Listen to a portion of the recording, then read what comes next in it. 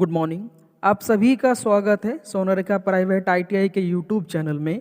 आज के इस वीडियो में electrician trade theory second year के महत्वपूर्ण मल्टीपल चॉइस क्वेश्चन को हम लोग चर्चा करेंगे, जो आपके आने वाले एग्जाम के लिए बहुत ही महत्वपूर्ण होगा। वीडियो को ध्यान से देखिएगा। ये आज का हमारा पहला प्रश्न है। एक डिस्चार्ज सेल के आंतरिक प्रतिरोध में क्या प्रभाव होता है? जब एक सेल डिस्चार्ज अवस्था में होता है तो इसके इंटरनल रेजिस्टेंस के मान में क्या इफेक्ट होता है? ये आज का हमारा पहला प्रश्न है। 4 ऑप्शन दिया हुआ है। Option A increase, option B decrease, option C becomes 0 शून्य हो जाता है, और ऑप्शन डी रिमेन सेम समान रहता है। सेल के डिस्चार्ज अवस्था में इसके इंटरनल रेजिस्टेंस का मान बढ़ता है। ऑप्शन ए बिल्कुल सही जवाब है। जब कभी भी सेल के डिस्चार्ज कंडीशन पे बात हो तो इसमें 2 पॉइंट का ध्यान रखिएगा। जब सेल डिस्चार्ज अवस्था में होता है तो इसके ईएमएफ का मान 2 वोल्ट प्रति से कम होता है एवं इसके इलेक्ट्रोलाइट का अपेक्षित घनत्व 1.8 से कम होता है। बढ़ते हैं दूसरे क्वेश्चन की तरफ। क्वेश्चन है, इन्वर्टर का कार्य कौन सा है? एक इन्वर्टर क्या कार्य करता है? ये आज का हमारा दूसरा प्रश्न है। 4 ऑप्शन दिया गया। ऑप्शन ए एसी वोल्टेज को डीसी वोल्टेज में परिवर्तित करना, ऑप्शन बी डीसी वोल्टेज को एसी वोल्टेज में परिवर्तित करना, ऑप्शन सी डीसी वोल्टेज को उच्च डीसी वोल्टेज में परिवर्तित करना, और ऑप्शन डी एसी वोल्टेज को एसी वोल्टेज में परिवर्तन करना। एक इन्वर्टर का कार्य होता है डीसी वोल्टेज को एसी वोल्टेज में परिवर्तित करना। ऑप्शन बी बिल्कुल सही जवाब है। इन्वर्टर कार्य करता है डीसी टू एसी, रेक्टिफायर कार्य करता है एसी टू डीसी। ये 2 चीज का ध्यान रखिएगा।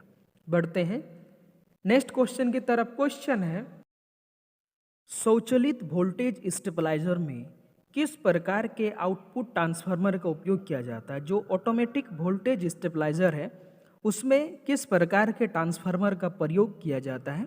4 ऑप्शन है। Option A auto transformer, option B static transformer, option C ring core type transformer, और option D ferrite core type transformer.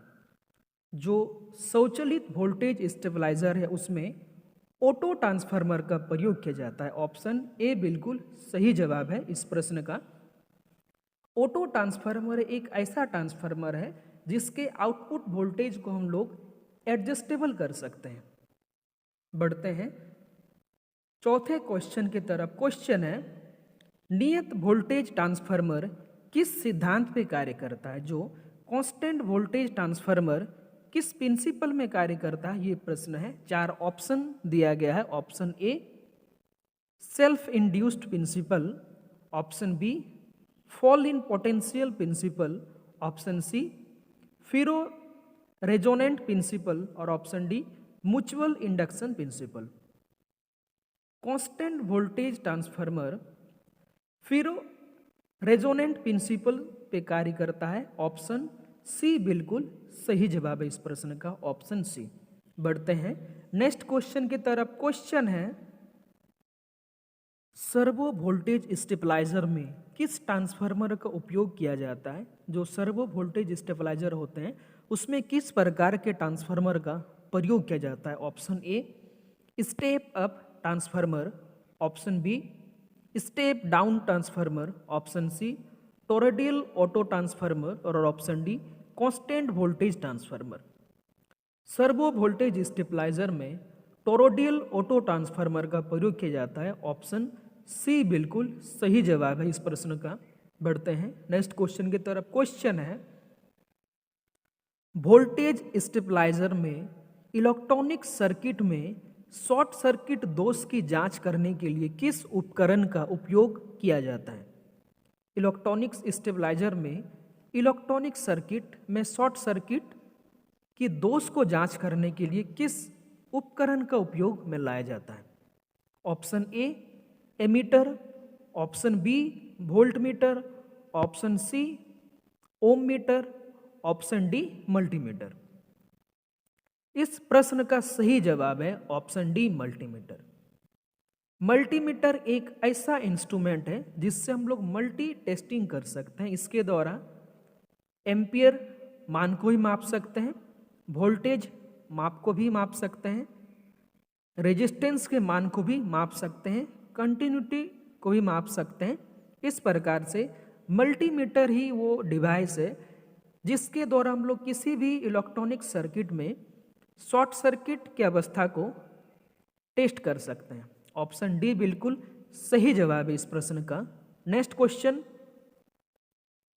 वर्ग तरंग इन्वर्टर का उपयोग कहाँ किया जाता है? जो स्क्वायर वेव इन्वर्टर होते हैं उसका उपयोग किस जगह में किया जाता है, ये प्रश्न में 4 ऑप्शन दिया गया। Option A computer, option B TV receiver, option C DVD player, option D general lighting.